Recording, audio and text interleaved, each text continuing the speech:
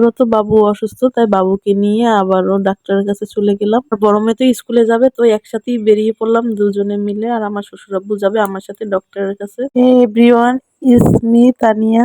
Welcome back to my new video. বাবু তো অসুস্থ, এর জন্য বাবুকে নিয়ে ডক্টরের কাছে গিয়েছিলাম। আর এই তো আব্বু এখানে আলুর বস্তা নিয়ে যাচ্ছে। আলু নাকি একদমই কম দামে পাওয়া যাচ্ছে। আমাদের বাসায় আলু সবাই খেতেই অনেক বেশি ভালোবাসে। আমাদের বাচ্চারা কিন্তু আলু ভর্তা সকালে হলে আর কিছু লাগেই না। এরপরে তো বাবুকে ডক্টর দেখে বাসায় চলে আসলাম। আর আজকে আমাদের একটা খাট দেওয়ার কথা, খাটটা বিকেলে দেবে, এর জন্য এত শ্বশুর আব্বু দেখতেছিল যে কতটুকু কি আসবে। আসলে এই রুমটা একটু ছোট, এর জন্য সবকিছু আগের থেকে বের করে নিচ্ছে। আর খাটটা একটু ঘুরিয়ে দেবে এবার। সব জিনিসপাতি এদিক থেকে ওদিক করতে হবে। এরপরে তো সন্ধ্যা হয়ে গেল, সবকিছু কাজ কাম করতে করতে আর খাওয়া দাওয়া করতে করতে। আসলে আমারও অনেক পরিমাণে ঠান্ডা লাগছে, আমার ঠান্ডাটাও কমতে আসে না। ছেলে মেয়ে তো পড়তে বসলো, আর ওরা বলতেছিল, আমার মেয়ে বলতেছিল যে আম্মু আজকে পরোটা খাবো। অনেকগুলান আলু দেখে বলতেছিল যে আলুর পরোটা খাবো, অনেকদিন হয়েছে খাইনি। তো ভাবলাম যে আলু যেহেতু বেশি আছে, তো এই তো ভর্তা করে নেব। আর কিছু আলু দম বানাবো, এর জন্য অনেকটা পরিমাণের আলু আমি নিয়ে নিলাম। এরপর তো আমি সেদ্ধ করে নিয়েছি প্রেসার কুকারে করে। এরপর তো আমি আলুগুলো ছিলে নিছি। আর আমার শ্বশুর আব্বু তো আমার সাথে সাথে সবকিছুই করে দিচ্ছিল। আর আম্মু তো ওইদিকে ময়দা মেখে নেবে, তাই প্রস্তুতি করতেছে। এই তো আলুগুলো ছেলার পরে আমি কিছু আলু ভর্তা বানিয়ে নেব। আর কিছু আলু আমি আস্তে আস্তে রেখে দেব, যেটা দিয়ে আমি আলুর দম বানাবো সেটা আমি আস্তে আস্তে রেখে দেবো। এরপর তো আমি আলুটা একটু ভেজে নেব। আমি শুকনো মরিচ দেবো না, আমি এটা কাঁচা মরিচ দিয়ে বানাবো, যার কারণে আমি আগে এই পেঁয়াজ আর কাঁচা মরিচ ভেজে নেব। শুকনো মরিচ দিয়ে বানালে আলু ভর্তাটা খেতে অনেক বেশি ভালো লাগে, কিন্তু কাঁচামরিচ দিয়ে এরকম বানালে খেতে অনেক বেশি ভালো লাগে। এই তো আমার ভাজাটা এখানে অলমোস্ট হয়ে গেছে। এখন এখানে হালকা একটু মরিচের গুঁড়া, এখানে একটু মরিচের গুঁড়া দেওয়ার কারণ হচ্ছে এই কাঁচামরিচে একটু ঝাল নাই, যার কারণে একটু সামান্য আমি মরিচের গুঁড়া দিয়ে দিলাম। এখানে হলুদ গুঁড়া, লবণ, তারপর একটু জিরার গুঁড়া। এরপরে আমি এখানে এই আলুটা দিয়ে দিলাম ম্যাশ করা।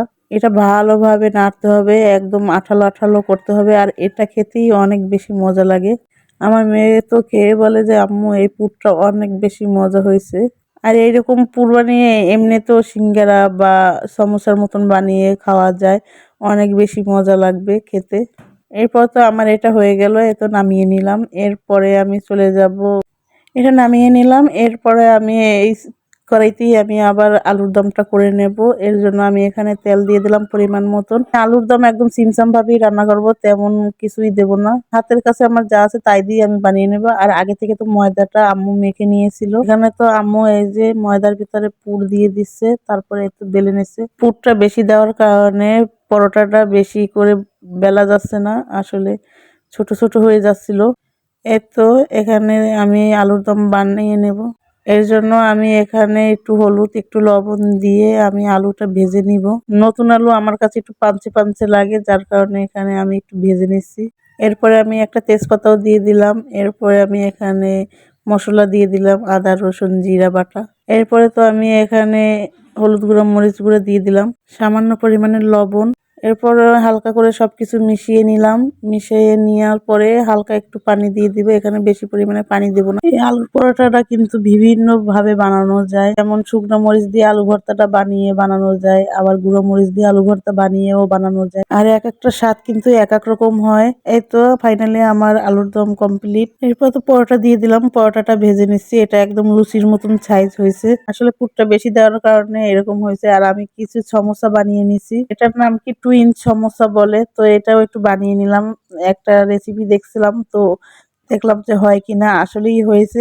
এটা ডুবার তেলে যদি ভাজা যায় খেতে কিন্তু অনেক বেশি মজা লাগে। ওই তো দেখুন আঙ্গুলের মতন। এই টুইন সমোসাগুলো খেতে অনেক বেশি মজা লাগছিল। আর এটা ডুবা তেলে ভাজলে অনেক বেশি ভালো লাগে। আর পরোটাগুলো অনেক বেশি ভালো হয়েছিল, খেতেও অনেক মজা লাগছে। আর এপাট ওপাট করে আমি লাল লাল করে ভেজে নিচ্ছিলাম। একদিকে তো আম্মু বানিয়ে দিচ্ছে আর একদিকে আমি ভেজে নিচ্ছি। যাই হোক, আমাদের রান্না বাড়া কমপ্লিট। সবাই অনেক বেশি ভালো থাকবেন, দেখা হবে নতুন কোনো ভিডিওতে। আল্লাহ হাফেজ।